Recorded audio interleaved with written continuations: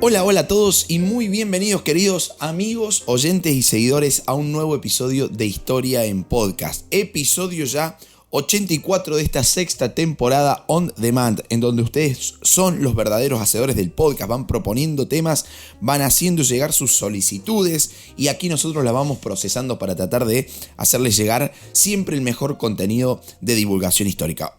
También, como siempre digo, episodio 84 de la sexta temporada, 274 ya del total de este podcast que empezó allá por marzo del año 2020. Y hoy, en esta oportunidad, les traigo un tema muy, pero muy pedido, un tema, aparte, hermoso, súper interesante, para entender cómo Roma llegó a ser lo que verdaderamente fue. Cómo Roma, por ejemplo, llega a ocupar todas las costas del mar Mediterráneo, a tal punto que va a llegar la República Romana en su momento y luego el Imperio a llamar a ese mar Mediterráneo como Mare Nostrum, o sea, mar nuestro, porque justamente lo dominaba de punta a punta, de norte a sur, de este a oeste, absolutamente todas las costas. Yo creo que la historia de Roma no hubiera sido tal si no hubieran existido las guerras púnicas. Ese va a ser el tema del episodio de hoy, porque Roma va a lograr controlar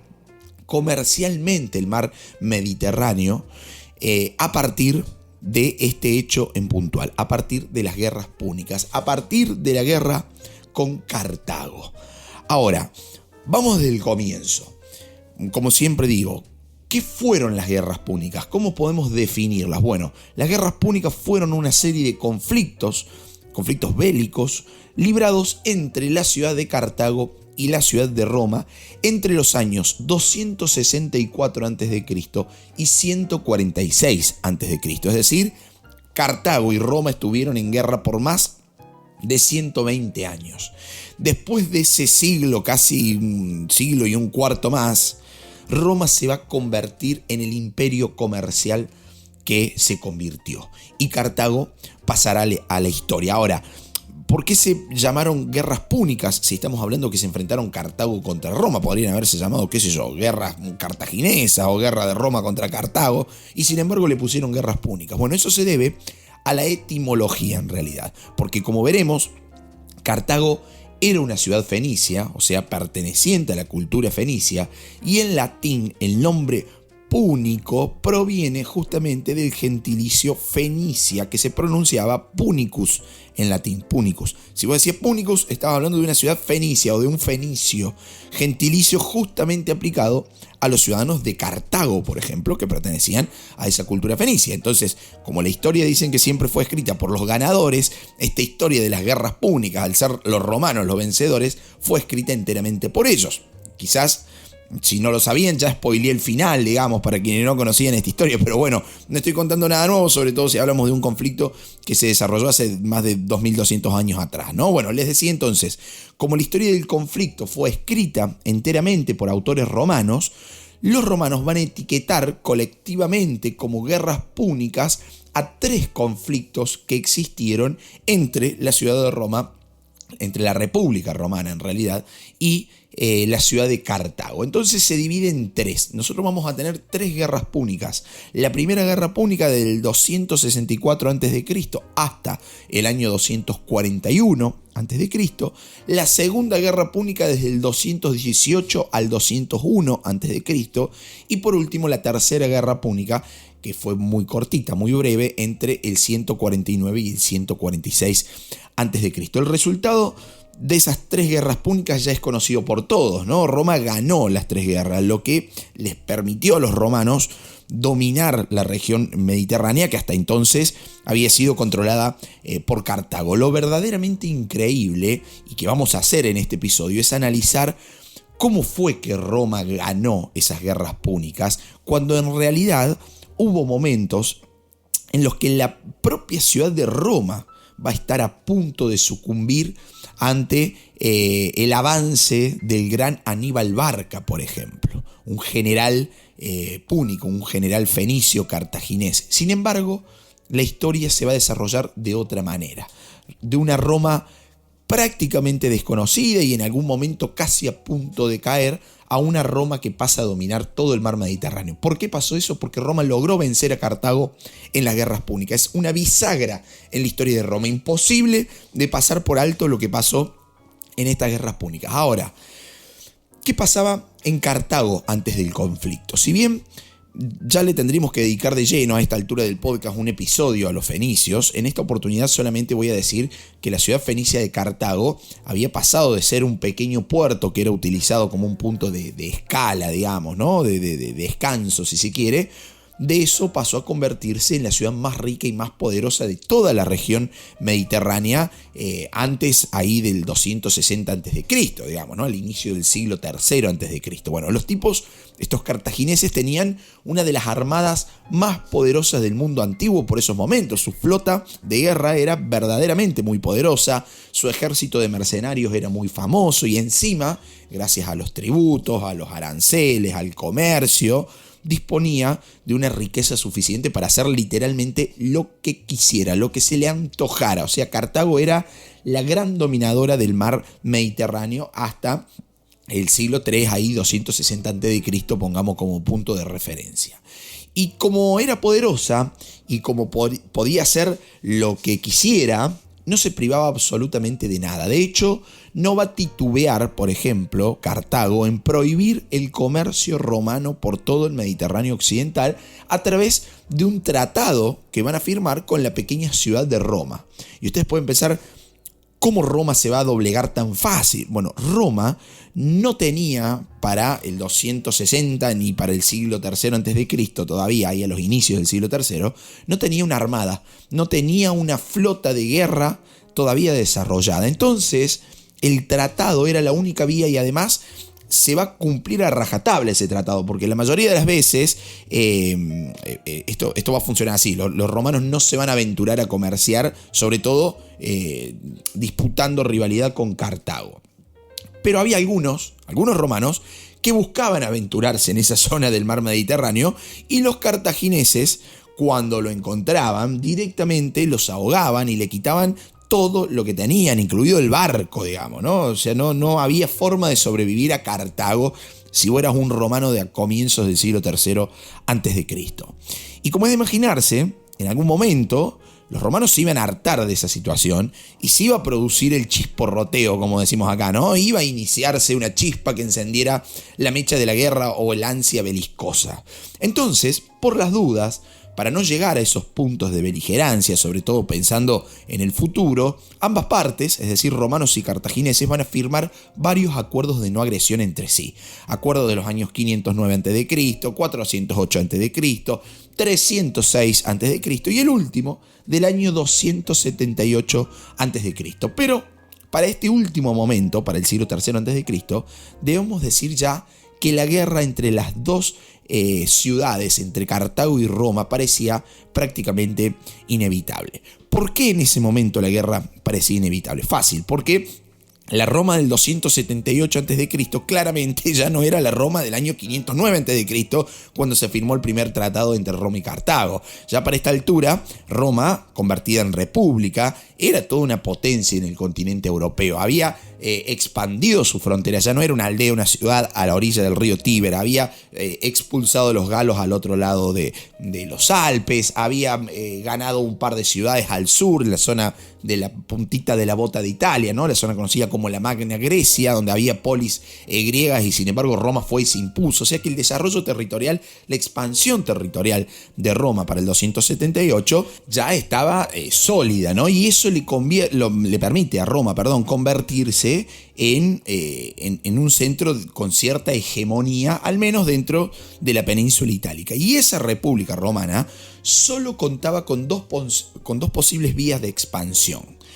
Una hacia el norte, donde tenía que terminar de cerrar su caso con los galos, ¿sí? La zona de la Galia cisalpina, las Galias que estaban del otro lado de los Alpes, o hacia el sur, donde los griegos estaban en franca decadencia. Y ahí la pulseada la gana la zona sur, digamos, ¿no? La intención de enfilar sus tropas hacia la zona de la Magna Grecia, es decir, de estas colonias griegas del sur de la península itálica. ¿Y en qué punto se iba a iniciar la disputa entre Roma y Cartago? Bueno, el punto en cuestión iba a ser la isla de Sicilia. Ese sería el punto álgido del creciente resentimiento romano hacia los cartagineses. Sicilia estaba en gran parte bajo control cartaginés, aunque había todavía algunas ciudades coloniales griegas en esa parte. O sea que hay parte de Sicilia, gran parte controlada por Cartago, y otra pequeña parte en donde las colonias griegas todavía seguían existiendo. Y va a haber 2 colonias griegas en Sicilia que en algún momento se llevaron muy pero muy mal y que podemos marcar como las verdaderas iniciadoras de los conflictos entre fenicios cartagineses y romanos. Y ustedes pueden pensar cómo que los enfrentamientos y las guerras entre 2 colonias griegas en Sicilia fueron el detonante de las guerras púnicas entre Cartago y Roma. Bueno, sí, les cuento el porqué. Esas dos colonias griegas en Sicilia eran Siracusa y Mesina. Estaban tremendamente enemistadas entre sí, enfrentadas. Resulta que Mesina le va a pedir ayuda militar a Cartago y al mismo tiempo le va a pedir ayuda militar a la República Romana. Como decimos acá, jugó a 2 puntas, ¿no? Porque los cartagineses ya habían accedido a ayudar y se sintieron traicionados por el llamamiento de Mesina a Roma. Entonces, ¿qué hicieron los cartagineses? Se cambiaron de bando y van a empezar a apoyar a las fuerzas de Hierón II, el líder político y militar de Siracusa. ¿Qué tenemos entonces? 2 bandos enfrentados, 2 alianzas enfrentadas. Roma y Mesina contra Cartago y Siracusa. Simplifiquemos la ecuación, como decían mis profes de matemática en la secundaria, ¿no? Tachemos a Siracusa y tachemos a Mesina, lo saquemos de la escena siciliana. ¿Quiénes quedan por fin agarrándose a las piñas en la isla de Sicilia después de más de 300 años de rivalidades económicas, comerciales y militares? Sí, romanos y cartagineses. Año 264 a.C., Roma y Cartago se declararon la guerra por el control de Sicilia.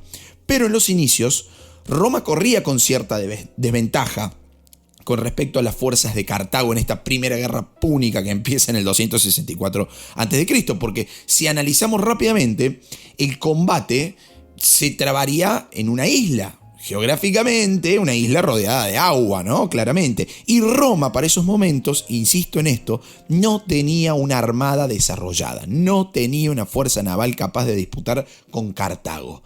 En cambio, los romanos estaban más acostumbrados a luchar en tierra, en donde ahí sí eran fuertes. ¿Qué van a hacer los romanos entonces? Escuchen.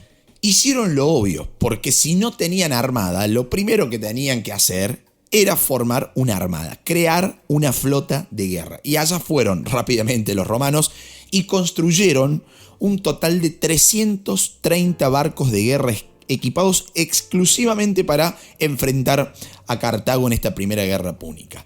Y al estar más acostumbrados los romanos a librar batallas por tierra, van a tener una idea realmente ingeniosa, una idea que permite en cierta forma cambiar el rumbo de un conflicto que se podría haber trabado de manera bastante difícil para Roma, que no tenía experiencia en las batallas navales. ¿Qué crean los romanos? Crean el Corvus. El Corvus es una especie de pasarela móvil que podía fijarse al barco enemigo y sujetarse con ganchos. ¿Qué hacía esto? Inmovilizaba al otro barco, lo sujetaba al barco propio y de esa forma los romanos ahora sí podían manipular o llevar adelante, digamos, un enfrentamiento marítimo con estrategias propias de una batalla terrestre en donde ahí sí eran fuertes. Pero aún así, los romanos carecían de la pericia, de la astucia que tenían los cartagineses en el mar. Y lo que es más importante, le faltaba un general con habilidad, un general como sí tenía Cartago. ¿Quién era el general cartaginés de gran habilidad en esta primera guerra púnica? Un tipo que se llamaba Amílcar Barca. Se dice que Amílcar Barca se lo apellidó de esa forma, Barca, que significa literalmente relámpago, por su rapidez para atacar en cualquier lugar, en cualquier circunstancia, por lo repentino de sus acciones militares. Y ahí Barca, Amílcar Barca, porque vamos a ver después que vamos a tener otros Barca también. Amílcar Barca en esta primera guerra púnica va a hacer alarde de su apellido porque sin previo aviso atacó toda la costa occidental de Italia, destruyendo lo que encontraba al paso, cortando importantes líneas de suministro, agotando a esa incipiente flota romana. Le va a propugnar una dura derrota a los romanos en Drepana en el año 249 a.C. Todo parecía indicar que los cartagineses iban a ganar la guerra y que Roma iba a sucumbir ante el poder militar de Amílcar Barca primero y de Cartago después. Sin embargo, Amílcar, después de Drepana, de esta batalla, se va a ver obligado a retirarse porque desde Cartago, y atención a esto porque lo vamos a retomar más adelante, porque desde Cartago no le enviaban a Barca ni soldados ni suministros. Se dice que si el gobierno cartaginés hubiera abastecido y reforzado mejor a Amílcar Barca, lo más probable es que Amílcar hubiera ganado la guerra, la primera guerra púnica. ¿Qué hicieron en cambio? Los cartagineses se concentraron se contentaron incluso también con atesorar algunas riquezas. Los tipos confiaban en que, la élite política gobernante de Cartago confiaba que el genio militar de Amílcar Barca y de los suyos iban a poder contener y dominar a Roma. Lo cierto es que Roma y Cartago, sumamente desgastados en este contexto de guerra, se van a dar una tregua que duró 9 años. Y mientras Cartago simplemente descansaba en esa tregua, Roma se iba a empoderar, así diríamos hoy en día, ¿no? Roma se empoderó, Roma se modernizó para enfrentar en serio a Cartago. Sumó más de 200 barcos de guerra capaces de transportar a más de 60.000 soldados. O sea, una locura lo que hace Roma en esa tregua de 9 años en la Primera Guerra Pública. Van a dormir los cartagineses y, como reza el refrán, cocodrilo que duerme es cartera, porque de estar prácticamente vencidos, los romanos pasaron a convertirse en una potencia militar, no solo por capacidad propia, sino por la impericia, la displicencia con la que se manejaron los cartagineses. ¿Qué van a hacer los romanos? Salieron a enfrentar a Cartago con su nueva y su radiante flota, deseosos de ganar el control de Sicilia en primera instancia y del Mediterráneo occidental en segundo lugar. Y así van a obtener una serie de victorias, podríamos decir, aplastantes sobre los cartagineses, a tal punto que para el año 241 a.C. Cartago se vio obligada a negociar la paz con Roma. Sí, la misma Cartago que estaba a punto de destruir a Roma, ahora se sentaba a negociar y a pedir por favor la paz. Si bien esta primera guerra púnica fue costosa para ambas partes, Cartago sin duda alguna va a tener las peores consecuencias. Con esa primera derrota quedó en evidencia tanto la corrupción y la incompetencia de su gobierno, que malversaba fondos que debían ir a parar el conflicto y que se negaban a mandar, como así también el exceso de confianza en la brillantez militar de Amílcar Barca, ¿no? Además, a esto también hay que decirlo, los cartagineses subestimaron sobremanera a su enemigo. Como les contaba recién, mientras Cartago se desentendía de la guerra dejando la lucha a Amílcar y a sus mercenarios, Roma construía y equipaba más barcos y entrenaba más hombres para la guerra. Y el resultado es loco porque antes de la primera guerra púnica, Roma nunca había tenido una armada y sin embargo en solo 20 años, para el 241 a.C., se catapultaba Roma como la dueña del mar Mediterráneo y Cartago quedaba con los papeles de una ciudad derrotada, digamos, ¿no? Con ese título.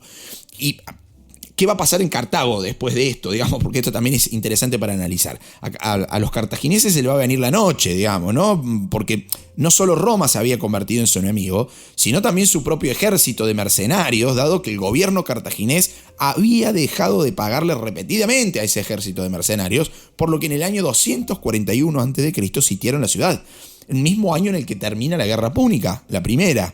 Amílcar Barca fue llamado a levantar ese asedio y así lo hizo, a pesar de que Cartago le había negado los tan necesarios suministros y refuerzos en sus campañas en Italia y que había tenido que dirigir a esos mercenarios y ahora decirle, por favor muchachos, cálmense porque si no estamos medios al horno. Bueno, ese conflicto interno en Cartago fue conocido con el nombre de la Guerra de los Mercenarios y se extendió entre los años 241 a.C. y 237 a.C. Y mientras Cartago participaba en ese conflicto, Roma avanzaba.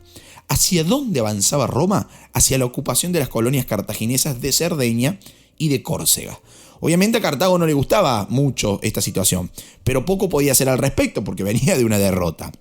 Y acá surge una pregunta importante. ¿Qué sucedió con los cartagineses de Sicilia una vez terminada la Primera Guerra Púnica? Bueno, ahí sí Cartago tiene un plan de acción, que era hacer migrar a esa población desde Sicilia y sus ex colonias en el Mediterráneo hasta la península ibérica. Concentró sus esfuerzos en la conquista de la actual España. En lugar de intentar expulsar a los romanos de sus antiguas colonias, pusieron el foco en la península ibérica. Y hacia allá fueron los cartagineses, hacia la península ibérica. Ahí van a fundar, por ejemplo, en el año 226 a.C., el principal centro cartaginés en la actual España. Una ciudad que se llamó Cart-Hadash, conocida en la época romana como Cartago Nova. ¿Sí? Una nueva ciudad de Cartago, ¿no? Actualmente es la ciudad de Cartagena en España. Bueno, cartagineses que ya no contaban para esos momentos con el liderazgo político-militar de Amílcar Barca, quien había caído en una batalla en el año 228 a.C. No nos vamos a meter ahora en la vida de Amílcar. ¿Qué pasó? Sí, nos vamos a meter ahí en la cuestión militar y política después de Amílcar. Bueno, todo el ejército había pasado a manos de su yerno. Su yerno es Asdrúbal el Bello. Ojo, porque hay dos Asdrúbal y ya los vamos a ver más adelante para que no se genere la confusión. En estos momentos, el ejército cartaginés pasa a manos del yerno de Amílcar Barca, que fue Asdrúbal el Bello. Un tipo bastante más diplomático, más conciliador, negociador con respecto a Roma, ¿no? De hecho, con él se inaugura la línea de acción diplomática con Roma, llegando a firmar en el año 226 a.C. el famoso Tratado del Ebro entre Cartago y Roma. Fíjense, estamos yendo por la vía diplomática.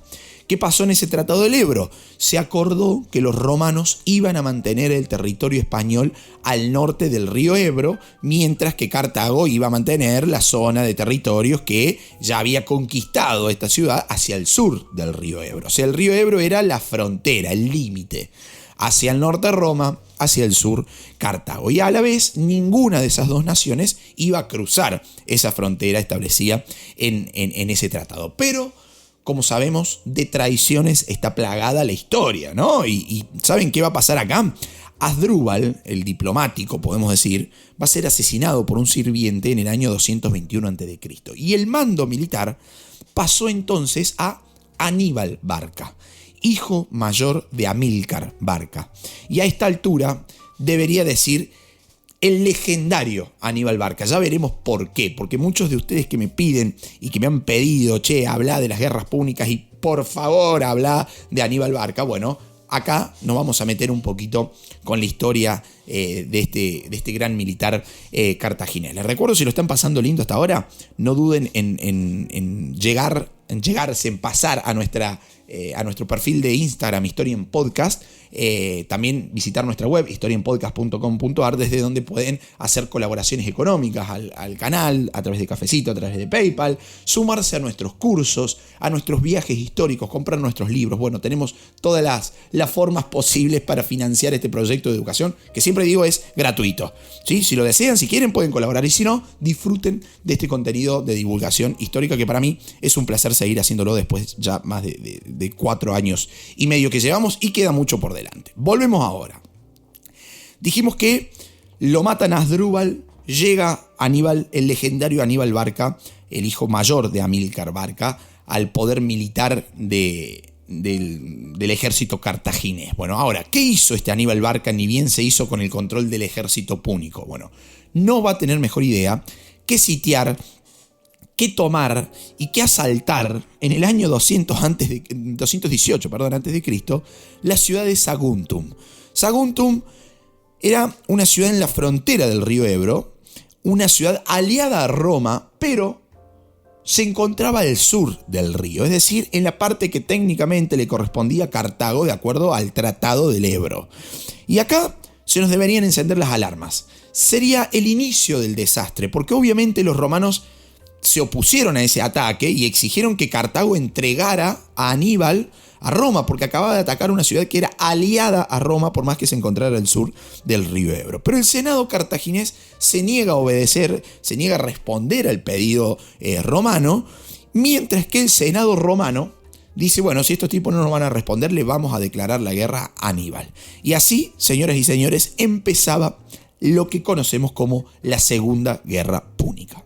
Se dice que en realidad tanto romanos como púnicos lo que estaban buscando eran excusas para iniciar la guerra, ¿no? Buscaban el famoso casus belli, el detonante, porque ganas de agarrarse a las piñas ya tenían desde hacía bastante tiempo, ¿no? Entonces la invasión de Aníbal a Saguntum, parece que ha sido el detonante de un conflicto que ya venía latente desde hacía bastante tiempo, ¿no? Aníbal se va a convertir ya para ese entonces en un enemigo acérrimo de Roma, ¿no? Recibió la información de que los ejércitos romanos se estaban movilizando contra su figura, contra sus ejércitos, y en una increíble jugada decide marchar con sus fuerzas sobre los Alpes y sobre el norte de Italia. Se dice que esa campaña sobre los Alpes fue tremendamente épica, con un tremendo ejército de casi 50.000 soldados entre hombres a pie y a caballo, más de una treintena de elefantes, de bestias salvajes, cruzando enormes ríos como el Ródano, por ejemplo, cruzando peñascos, desfiladeros, los Alpes, luego bajar a Italia por el norte.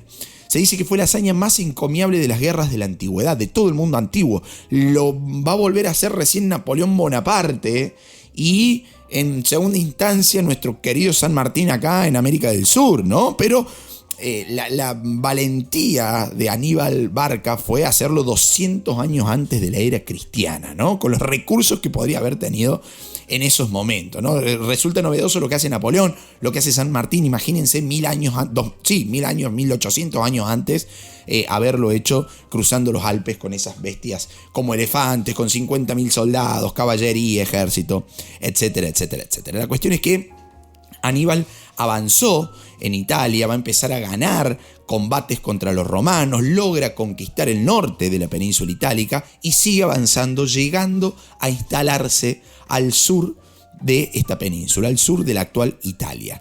Y uno se pregunta, ¿por qué Aníbal no avanzó directamente sobre la ciudad de Roma? Bueno, misterio absoluto, ¿no? Muchos historiadores dicen que de haber avanzado directamente sobre la capital romana, Aníbal se hubiera impuesto sin lugar a dudas sobre Roma y probablemente hoy usaríamos el alfabeto fenicio para escribir en vez del alfabeto latino. Pero bueno, la historia fue de otra manera. También es cierto que Aníbal venía de perder muchos recursos en una campaña muy dura, que fue esa campaña alpina. Aparte, tampoco estaba bien dotado de maquinarias de asedio para marchar sobre una Roma, sobre una ciudad de Roma, fuertemente estructurada, digamos, ¿no? Con estructuras de defensa muy, muy sólidas, con grandes murallas.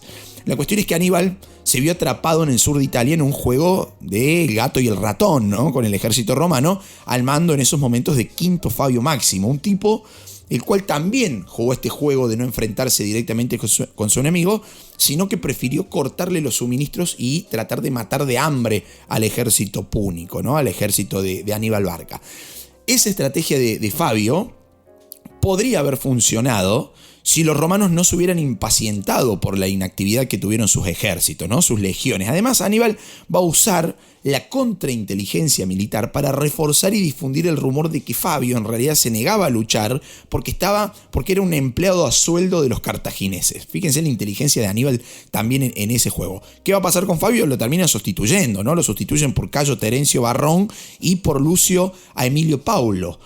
De dos tipos directamente que dejaron de lado la precaución que tenía Fabio y van a dirigir sus tropas directamente contra Aníbal en la región de la Puglia italiana, ¿no? Allá al sur, el Taco de la Botita, y ahí se van a enfrentar finalmente romanos y cartagineses en la famosa batalla de Cannae, batalla del año 216 a.C., en donde Aníbal aplastó a los romanos.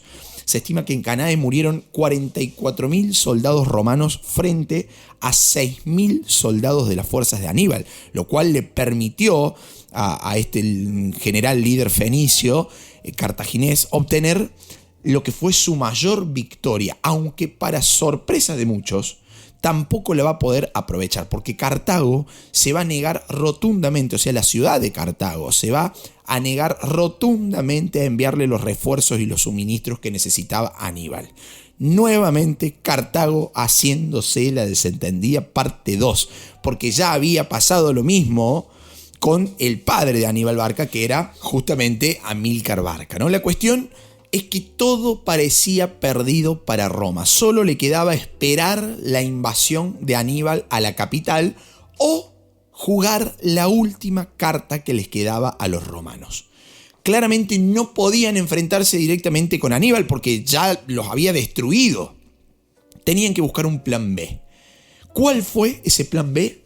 El plan B consistió en enviar por agua tropas a la península ibérica y ahí sí hacerle la guerra a los cartagineses en territorio directamente púnico, que en esos momentos era el sur de la península ibérica. Decidieron jugar esa ficha y hacia allá fueron, no había mucho más por perder, o rendirse o jugar esta última estrategia. Al frente de esa campaña, los romanos ponen a un jovencísimo general que fue Publio Cornelio Escipión, quien más tarde va a pasar a la historia, va a pasar a ser conocido en la historia como Escipión el Africano. Ya vamos a ver el porqué. La cuestión es que Publio Cornelio Escipión se mostró como un muy hábil líder militar y logra en esa campaña militar en la península ibérica el control, la conquista de la ciudad de Cartago Nova en el año 209 a.C. La ciudad de Cartago Nova era la sucursal de Cartago en el continente europeo, ¿no? Cartago, que no sé si lo he dicho anteriormente, la ciudad original de Cartago está en lo que es la actual Túnez, ¿no? En el norte de África. Me parece que no lo dije anteriormente, debería haberlo dicho, por las dudas aclaro esto, ¿no? No solamente va a hacer caer a Cartago Nova en el 209, sino que también va a hacer caer a Cástulo, la actual Linares de Jaén, y va a hacer caer a Gades, la actual Cádiz, en el año 205 a.C. Esas derrotadas fuerzas cartaginesas, en España, estaban lideradas por el hermano de Aníbal, que era Asdrúbal Barca. Por las dudas, no es el mismo Asdrúbal que mencioné hace un ratito, ¿no? Este es otro, es hermano de Aníbal. Asdrúbal Barca había defendido muy hábilmente España de los romanos hasta la llegada de Escipión, que lo derrotó por completo, lo pasó por encima. ¿Qué hace Asdrúbal una vez derrotado? Huye de España y sigue a su hermano por los Alpes hasta Italia para unir fuerzas, pero va a ser detenido y va a ser derrotado en la batalla del Metauro en el año 207 a.C. y Aníbal no supo nada del paradero de su hermano hasta que le arrojaron su cabeza cortada, ¿no? en su campamento militar. O sea, como un acto, de escarmiento que Roma va a hacer contra este Aníbal, que estaba a punto, a nada de atacar la ciudad de Roma. Ahora, el panorama de la guerra en estos momentos cambiaba abruptamente. Roma, que estaba prácticamente esperando el golpe de gracia por parte de Aníbal, se convertía ahora, o estaba ahora, en condiciones de sacar al propio Aníbal Barca de Italia sin pelear directamente con él. ¿Cómo lo iban a hacer? Acá la idea de Publio Cornelio Escipión. Iban a atacar directamente a Cartago. Si atacaban a Cartago, el ejército de Aníbal se iba a retirar de Italia y con España ahora bajo control romano, iba a tener que ir a defender Cartago. Y Escipión no va a dudar un segundo en esto y va a poner manos a la obra. Arma una gran flota, navega hacia el norte de África y ahí toma, por ejemplo, la ciudad cartaginesa de Útica. Y Cartago, al ver la avanzada romana, llama a Aníbal, que estaba en Italia, y le dice: che, por favor vení que tenemos que salvar Cartago. Y así Aníbal pierde todo lo que había logrado en Italia en pos de ir a salvar a la ciudad que le había dado la espalda a él y a su padre en la Primera Guerra Púnica. Vuelve Aníbal a Cartago, pero Escipión, que era un gran admirador de Aníbal, había estudiado sus tácticas, sus estrategias de manera muy cuidadosa, para plantear en esta oportunidad una lucha diferente. Año 202 a.C., ambos ejércitos se traban en combate en la batalla de Zama. Aníbal envía una carga de elefantes contra los romanos, que Escipión, conocedor de las estrategias de Aníbal, la logra desviar con facilidad. Los romanos pasan a matar a los cartagineses en los elefantes, envían a los animales de vuelta a las filas cartaginesas, van a seguir con una carga combinada de caballería e infantería y atrapa al enemigo y lo aplasta, ¿no? Aníbal, vencen los romanos en la batalla de Zama. Aníbal regresa a la ciudad y le va a decir al Senado que Cartago tenía que rendirse inmediatamente. Señores y señores, Cartago había caído. Y a partir de ese entonces, Publio Cornelio Escipión pasaría a ser conocido en los anales de la historia como el general que había triunfado en África. Por eso sería llamado a partir de entonces como Escipión el Africano.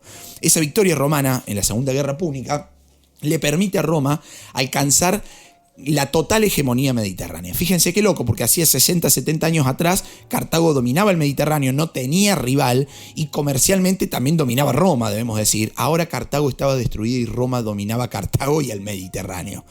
Todas las redes de comercio fenicias pasaron a manos romanas. La explotación de la minería cartaginesa pasó a manos romanos. Las industrias cartaginesas pasan también ahora a Roma. Por eso fue tan brillante lo que Escipión consiguió en esa batalla de Zama al ganarle a Aníbal. El crecimiento económico posterior a Zama, a la batalla de Zama, en esta segunda guerra púnica, ese crecimiento económico posterior de la República Romana se debió en gran parte a la derrota de Cartago en esa segunda guerra púnica. Y además, la experiencia que ganaron los romanos en un conflicto a gran escala como este, les sirvió para modernizar tácticas, para modernizar estrategias militares, les permite mejorar su armamento de combate, modernizar su flota, etcétera, etcétera, etcétera. Cartago perdió absolutamente todo. Su otrora temible flota había quedado reducida tan solo a 10 barcos.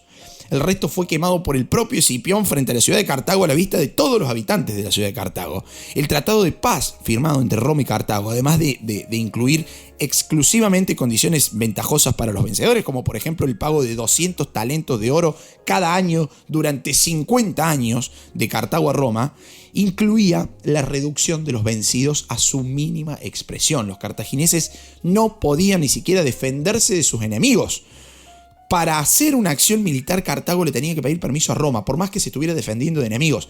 ¿Tenía enemigos Cartago en África? Sí, por ejemplo el reino vecino de Numidia. Si Numidia atacaba a Cartago, Cartago para defenderse de Numidia tenía que ser autorizada previamente por Roma. ¿Por qué pasó esto? El objetivo era claro. Esto yo siempre lo digo a mis estudiantes cuando en los cursos, estamos dando justo un curso de Grecia y Roma ahora.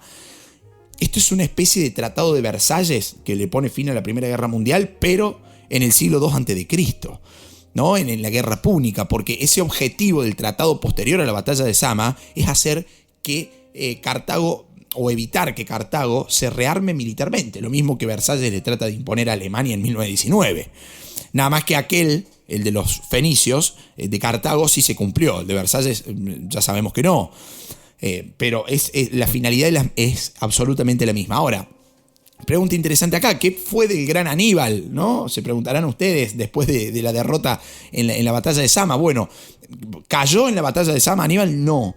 Podemos decir que tuvo un retiro voluntario de las fuerzas, pero al poco tiempo vuelve para tratar de ayudar a Cartago y rectificar esa situación, ¿no? Pero increíblemente fue traicionado, ante lo cual decide huir de la ciudad que tantas veces le había dado la espalda y a la que él tanto le había dado, y terminó sus días de manera trágica, vamos a decir, ya que se suicidó bebiendo veneno en el año 184 a.C. a la edad de 67 años. Toda una leyenda, digamos, ¿no?, militar del mundo antiguo terminaba sus días de la manera más trágica posible con el suicidio. Ahora, no todo termina acá, porque vamos a tener todavía una tercera guerra púnica. ¿Y cómo es que se llega a esa tercera guerra púnica? Bueno, les cuento.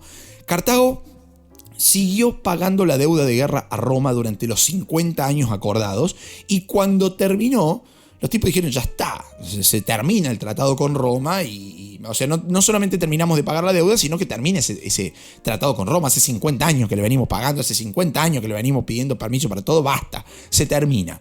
Incumplen el acuerdo original que impedía el rearme, entran en guerra contra el reino de Numidia y van a ser derrotados. Y tuvieron entonces que pagar a esta otra nación de Numidia otra deuda de guerra. Y como habían ido a la guerra sin la aprobación de Roma, el Senado romano dice, ¿cómo? Sí, tenían que pedir autorización. Entonces consideran que Cartago era una amenaza para la paz de la República Romana. Acá hay un dato súper loco. Se dice que hubo un senador de la antigua República Romana, llamado Catón el Viejo, que se tomó la amenaza de Cartago tan en serio, el tipo, que terminaba todos los discursos. No importaba el tema del cual estuviera hablando el discurso de Catón el Viejo, pero terminaba el discurso diciendo, y además, creo que Cartago debe ser destruida. Y así fue, de hecho, ¿no? En el año 149 a.C., Roma envía una embajada a Cartago sugiriendo exactamente ese camino, que la ciudad fuera desmantelada, fuera trasladada al interior, lejos de la costa, que desapareciera. Los cartagineses se negaron a acatar esa propuesta y así comenzó la Tercera Guerra Púnica. El general romano Escipión Emiliano, nieto de Escipión el Africano, va a ser el encargado de sitiar la ciudad durante 3 años y cuando cayó, la saqueó y la incendió completa. Roma se convierte en la potencia preeminente del Mediterráneo y Cartago quedó en ruinas absolutas durante más de 100 años hasta que fue finalmente reconstruida tras la muerte de Julio César recién. ¿Qué podemos decir entonces después de este año 146 cuando Escipión Emiliano termina con Cartago, la hace desaparecer del mapa? Vamos a decir simplemente que gracias a estas guerras púnicas Roma pasó de ser una pequeña ciudad en el medio de la llanura del Lacio, a la orilla del río Tíber, en la península itálica, a un imperio que iba a gobernar todo el mundo occidental conocido en esos momentos. No hubiera sido posible si Roma no se imponía de manera tan contundente en estas 3 guerras púnicas. A partir de ahí, amigos, la historia ya es conocida. Pueden repasar la historia de Roma en los episodios allá de la 4ª temporada, episodio 70 y pico, 80 y pico, ya no recuerdo el número.